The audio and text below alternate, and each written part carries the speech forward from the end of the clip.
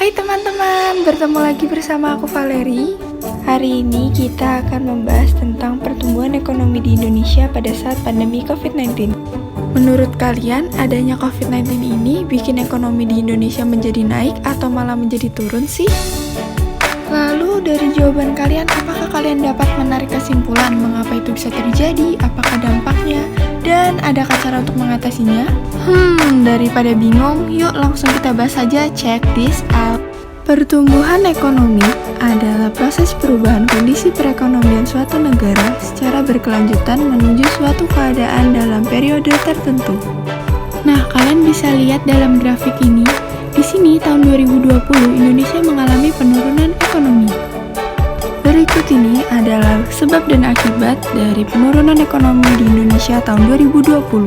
Adanya virus corona. Virus ini membuat banyak orang untuk harus melakukan kegiatannya di rumah dan mengurangi waktu untuk keluar rumah. Penyebab ini tentu saja menimbulkan banyak sekali akibat. Yang pertama, menurunnya konsumsi atau daya beli rumah tangga. Sebagai contoh, biasanya kita akan pergi berlibur untuk melepaskan penat, tetapi saat ini penerbangan sedang dibatasi. Padahal kalau kalian tahu, pendapatan negara dari faktor pariwisata itu besar loh. Yang kedua, menurunnya pengeluaran dari pemerintah. Kalian bingung ya? Bukannya dengan begitu bisa untuk menghemat pengeluaran? Oke, aku bakal jelasin. Jadi, pengeluaran yang dilakukan oleh pemerintah itu berguna untuk perputaran setiap aspek dalam hidup masyarakat. Nah, kalau misalnya pengeluarannya turun, berarti pendapatan yang diterima oleh pemerintah juga turun. Ketiga, investasi yang menurun. Adanya COVID-19 ini membuat beberapa perusahaan menjadi rugi, sehingga berdampak pada investor yang melepaskan saham pada perusahaan tersebut. Itu dia sebab dan akibat dari penurunan ekonomi. Sekarang kita lanjut ke dampaknya ya. Yang pertama adalah di PHK. Saat ini, karyawan di Indonesia udah lebih dari 1 juta yang di PHK akibat dari coronavirus. Aktivitas yang dilakukan oleh perusahaan berkurang. Oleh sebab itu, untuk menghemat pengeluaran, suatu perusahaan harus memberhentikan karyawannya. Yang kedua adalah utang negara yang naik. Utang negara Indonesia naik untuk penanganan COVID-19. Saat ini udah senilai 5 triliun. Yang ketiga, Indonesia menjadi dekat dengan kata resesi. Resesi adalah kondisi ketika produk domestik bruto mengalami penurunan selama 2 kuartal atau lebih dalam 1 tahun. Yang keempat, kemiskinan di Indonesia bertambah.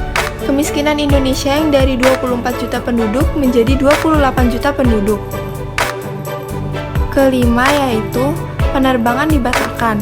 Oleh karena itu, pelajar dan perantau tidak bisa pulang. Wih, ngeri juga ya. Kalau begitu aku mau bagiin deh alternatif untuk mengatasi masalah tersebut. Yang pertama dengan menabung. Dengan begitu, kita dapat memilah yang mana keinginan kita dan yang mana kebutuhan kita. Yang kedua yaitu dengan menjaga kesehatan kita. Dengan begitu, pemerintah dalam melakukan penanganan COVID-19 terbantu, dan pelaksanaan pemulihan ekonomi dapat segera terlaksana. Lalu, pemerintah juga melakukan berbagai cara loh dalam menangani penurunan ekonomi di Indonesia ini. Yang pertama adalah penanganan bagi COVID-19. Lalu, pemerintah juga memberikan bantuan kepada rakyat. Dari pembagian sembako, pembentukan kartu prakerja, hingga pembebasan tarif listrik 450 Watt dan potongan tarif listrik untuk 900 Watt. Dengan demikian, pemerintah membantu rakyat dalam menghadapi beban ekonominya.